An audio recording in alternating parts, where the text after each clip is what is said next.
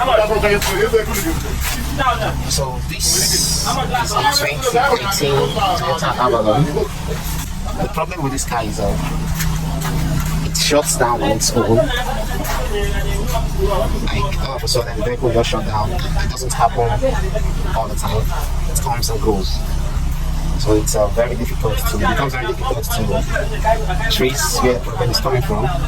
If it was a problem that is constant, it would be very easy to trace because you have to check a lot of things and you can test by elimination to know where the problem is coming from. But in this case, it comes and goes. It doesn't stay.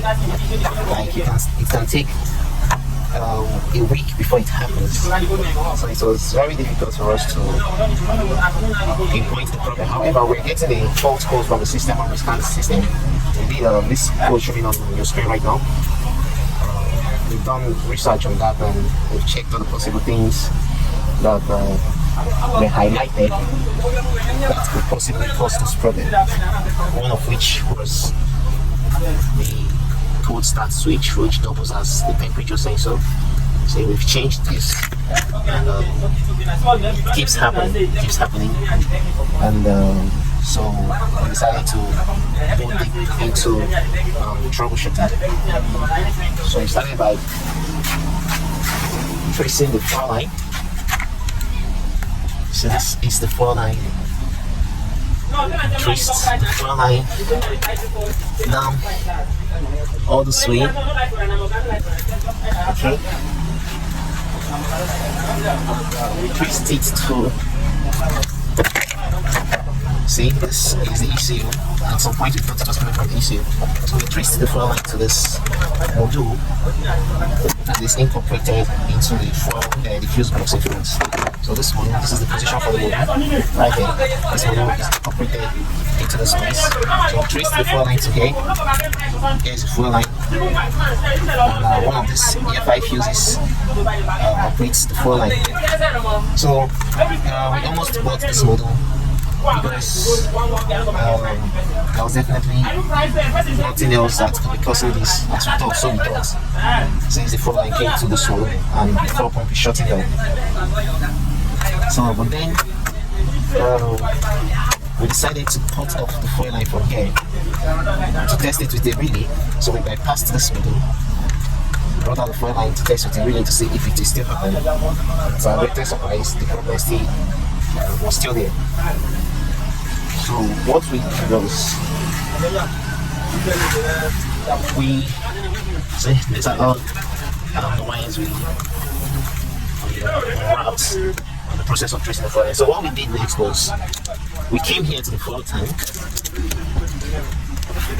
We opened both of the power line for the floor pump and the ground. So this is the ground and this is the power line. So that's the power line.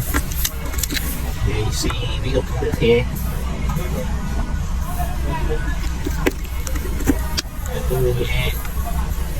So when we opened it, we connected a small bulb.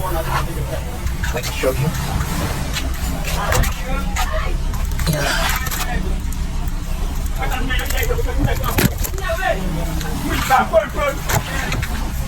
So when we opened this, we connected this bulb to this line to monitor when the power will shut down. So we connected one of this line to the negative supply to the floor pump and one to the positive supply to the floor pump. So when the car starts, so long the fuel is running, so long power is coming to the pump, this bulb will be on.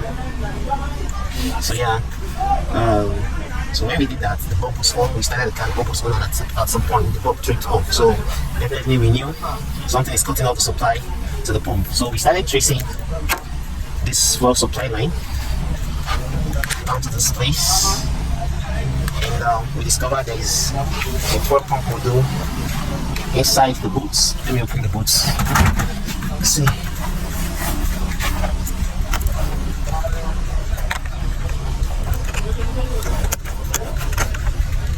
Not believe what's causing this problem. I'm just trying to take you through the process so you know what we have to go through to finally arrive at problem.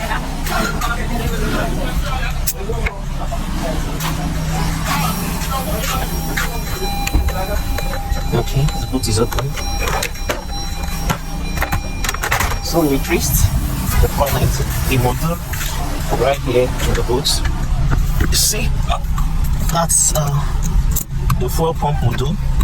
This module right here. Now that's very up.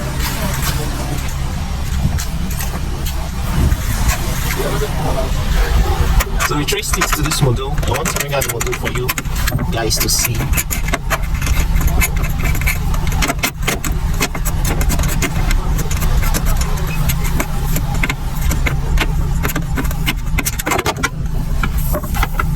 So yeah, we traced the fuel line to this module. You can see it's written right here, fuel pump control. Yeah, it's written fuel pump control. So at the point we thought it was this, but then we decided to bypass the module because it appears the power comes from the fuel and from the fuse box to this module. Then this module does whatever it has to do with it and send it back to the fuel pump. Okay. So where we thought it was coming from the module, we bypassed the module just this way. We used,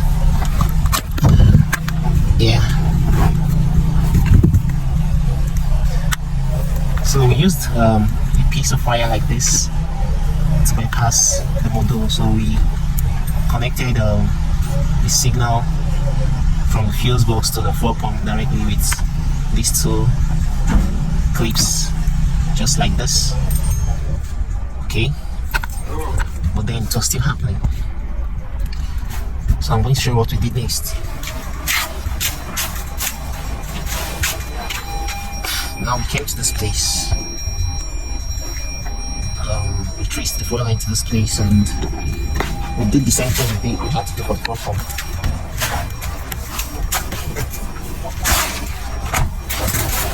We used this signal bulb to see when the current would cut from here.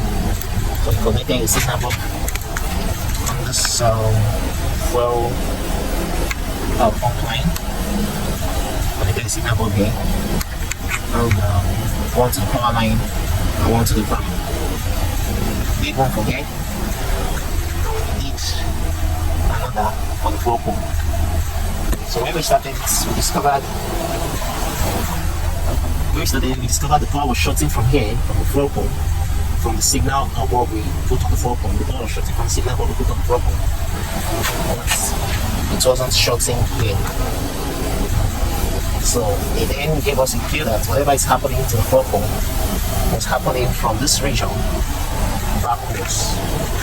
You get? So then we decided to start wrapping these wires that are here. Continued, and once we discovered, when we got to this point, what we discovered was a tracker that was failing. So yes, we discovered a failing tracker. So it appears this tracker was connected to the fuel line and it was shorting the supply to the fuel pump because it was failing. So this is the relay that's connected to the tracker. So this appears this relay is like, so it was shutting down the supply that was coming to the pump. So like the tracker is activated even when it's not activated. So that was what was happening. That was why the car was shutting down from time to time. Unexplainably, because we never thought it was coming from the tracker. Even as much as we knew the tracker in the car, it never thought to us that it could be coming from here because it was not activated. So what the simply did was there's a fuel line that was connected to the tracker. What the simply did was to disconnect the tracker and join back the fuel line, join this line back together, and that was it. The problem was fixed. So yeah, this is one of the disadvantages of using trackers, you know. Tracker has its pros and cons, so this is one of the disadvantages. So just in case you're battling engine stalling unexplainably and your probably have any of this code that's showing on your screen. First of all, I suggest you ask the owner of the car if there's a tracker in the car, or even if they don't have any idea, or if you see that there isn't any tracker on the car, I would advise you to just go through the fuel supply line, or if possibly at some points a tracker was fitted to the car. So yeah, please do like, subscribe and share, drop your comments wherever you need clarification, or do way to answer your questions. And please do follow this page for more educative videos.